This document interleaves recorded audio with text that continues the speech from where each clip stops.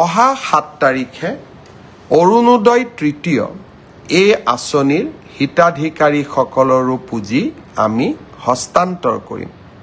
Bodoland territorial এৰিয়াক বাদ দি সমগ্ৰ অসমৰ 30 লাখ অৰুণোদয় হিতাধিকাৰীয়ে 7 তাৰিখে 1250 টকাকৈ নিজৰ বেংক একাউণ্টত লাভ কৰিব।